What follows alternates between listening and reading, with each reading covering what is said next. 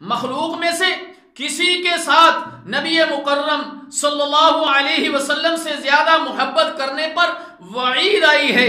رب کائنات کا ارشاد ہے، اعوذ باللہ السمیع العلیم من الشیطان الرجیم، قل ان کان آباؤکم وابناؤکم واخوانکم وازواجکم وعشیرتکم واموال اقترفتموها وتجارة تخشون کسادها ومساكن ترضونها احب اليكم من الله ورسوله وجهاد في سبيله فتربصوا حتى يأتي الله بأمره والله لا يهدي القوم الفاسقين۔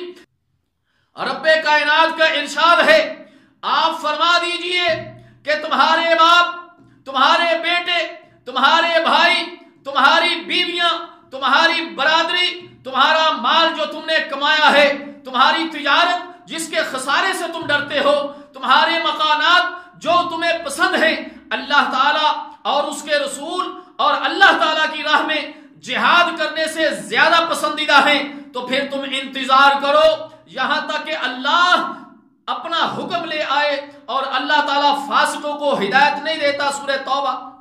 ابن کثیر رحمہ اللہ تعالیٰ فرماتے ہیں کہ فتربصوا، اس بات کا انتظار کرو کہ اس کے عذابوں میں سے کوئی عذاب تم پر نازل ہو جائے۔ میرے محترم دوستو، نبی مکرم صلی اللہ علیہ وسلم کی محبت کے ثمرات اور فوائد تو بہت زیادہ ہیں۔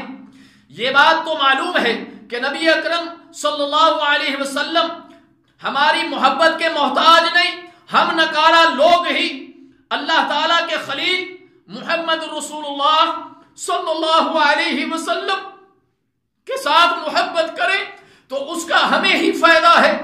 اللہ تعالیٰ جل شانہ کا فرمان ہے، قل ان کنتم تحبون اللہ فاتبعونی یحببکم اللہ ویغفر لکم ذنوبکم واللہ غفور رحیم۔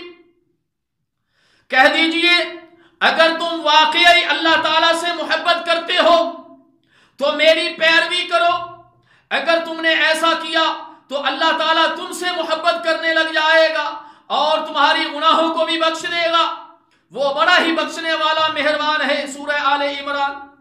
رسول اللہ صلی اللہ علیہ وسلم کی محبت لذت ایمان کا باعث ہے۔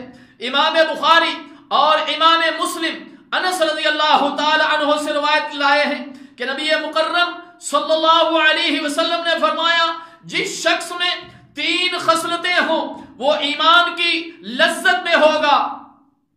اللہ تعالیٰ، نمبر 1، اللہ تعالیٰ اور اس کے رسول صلی اللہ علیہ وسلم اسے سب سے زیادہ پیارے ہوں، جس سے محبت کرے صرف اور صرف اللہ کی رضا کے لیے محبت کرے، اور کفر کی طرف پلٹنا اس کو اتنا ہی ناپسند ہو جس طرح آگ میں پھینکے جانے کو وہ ناپسند کرتا ہے۔ صحیح بخاری اور صحیح مسلم۔